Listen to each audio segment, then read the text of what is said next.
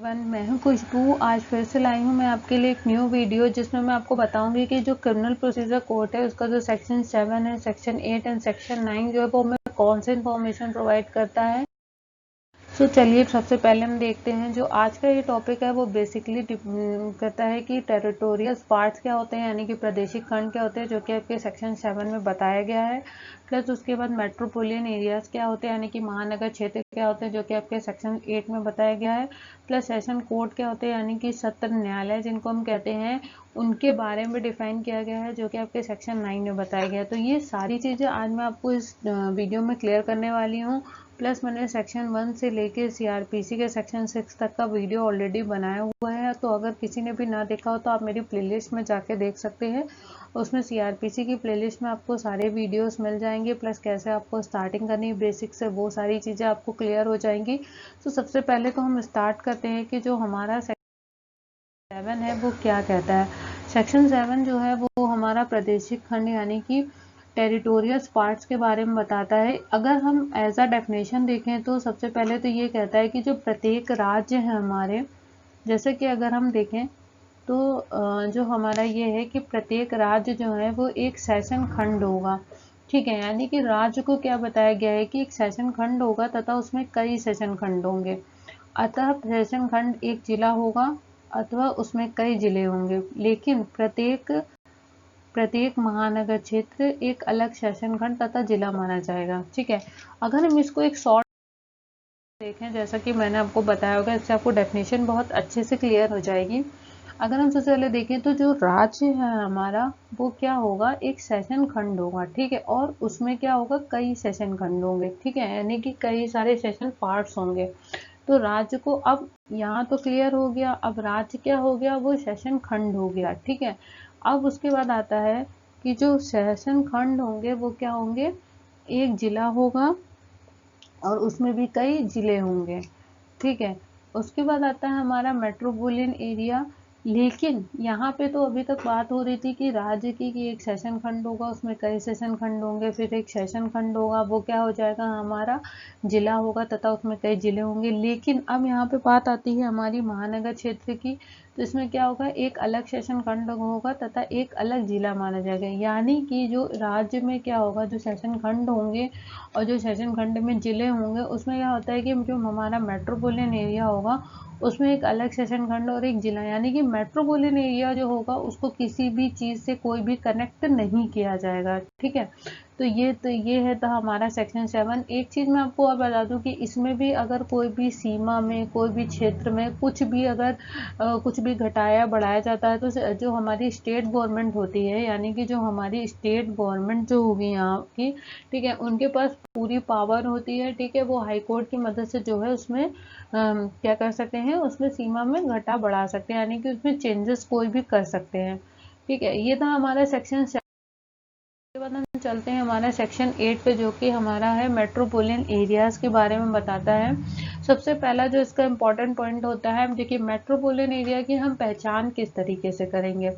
Metropolitan area जो होता है वो क्या होता है, जिसमें 10 लाख से अधिक वाले क्षेत्र होते हैं वो महानगर घोषित कर दिए जाते हैं। ठीक है, उसके बाद क्या होता है कि माध्य जो ये घोषित कैसे किए जाते हैं, घोषित ये तब किए जाते हैं, पहला तो पॉइंट हमारा ये हो गया कि जो 10 लाख से अधिक वाले क्षेत्र होते हैं वो महानगर घोषित किए जाते हैं।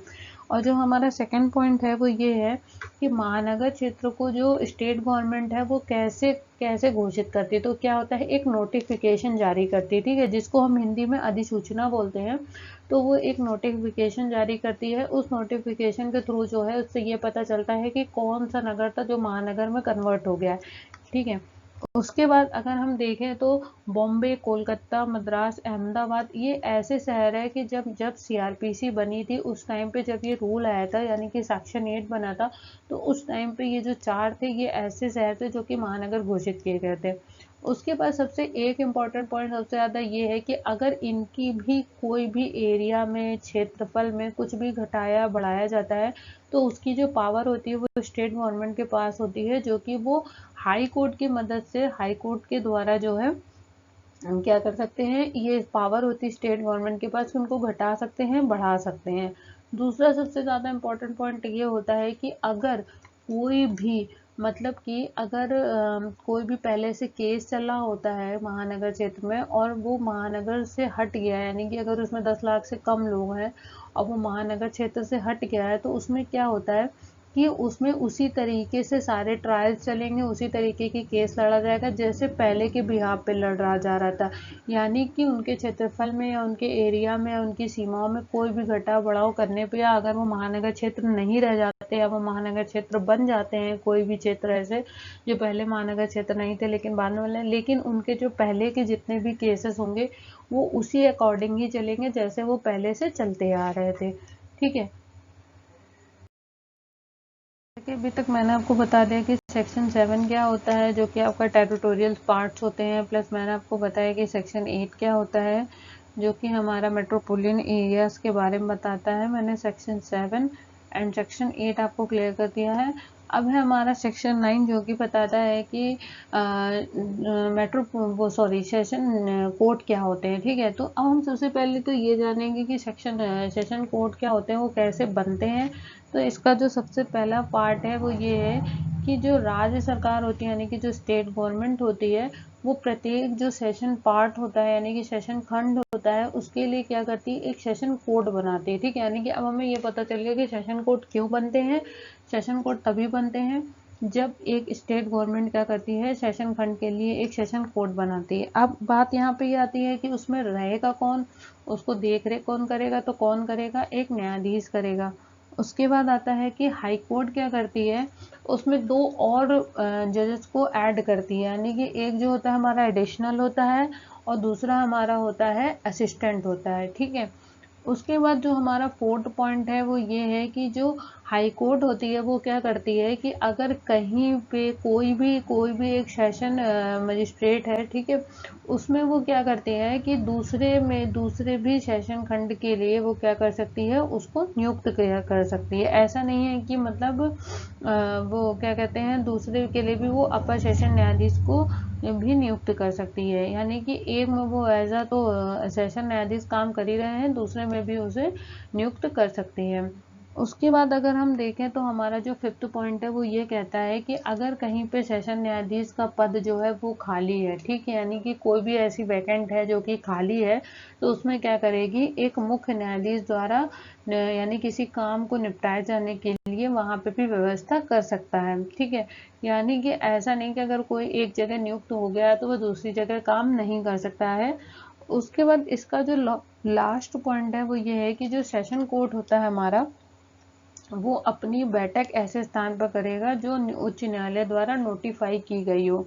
यानी कि सेशन कोर्ट जो होती है वो अपनी बैठक ऐसे स्थान पर करती है सेशन खंड के लिए जो कि हाई कोर्ट ने नोटिफाई की हो। एक बात और होती है कि सेशन कोर्ट के पास भी एक पावर होती है कि वो अपनी बैठक कर सकते हैं किसके, जो भी अभियुक्त हो, ठीक है, उसके मतलब कि उसको कन्वीनियंट है कि नहीं है, और जो भी साक्षी हो यानी कि जो गवाह देने आया हो, जो गवाह देना चाहता हो, उसको वो चीज़ कन्वीनियंट है कि नहीं है, वो आराम से अपना मतलब कि उसको वो जगह कन्वीनियंट है तो वो भी अपने हिसाब से जगह को डिसाइड कर सकती हैं। इवन वह जेल में भी उस सेशन खंड को कर सकती हैं। ठीक है, बाकी जो जगह डिसाइड होती है वो सारी जगह डिसाइड होती है वो हाई कोर्ट के द्वारा नोटिफाई की जाती है। तो ये था जैसे कि मैंने अभी तक आपको बताया है कि सेक्शन 7 क्या होता है, सेक्शन 8 क्या होता है, सेक्शन 9 क्या होता है, किस तरह से हमारा सेशन कोड बनता है, किस तरह से हमारे एडिशनल जज और प्लस हमारे जो क्या कहते हैं असिस्टेंट होते हैं, असिस्टेंट सेशन जज होते हैं,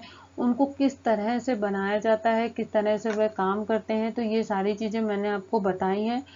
तो उसके बाद अब मैं जो मेरा नेक्स्ट टॉपिक होगा वो होगा सेक्शन 8 पे, ठीक, सॉरी सेक्शन 10 पे, जिसमें मैं आपको सेक्शन 10, सेक्शन 11, सेक्शन 12 जो है इसी तरीके से मैं सीआरपीसी की धीरे धीरे सारी सीरीज कंप्लीट करती जाऊंगी। सो अगर जो भी मेरा वीडियो फर्स्ट टाइम देख रहे हो सो प्लीज़ आप मेरे चैनल को लाइक एंड सब्सक्राइब करें, शेयर करें, and thank you so much for watching this video.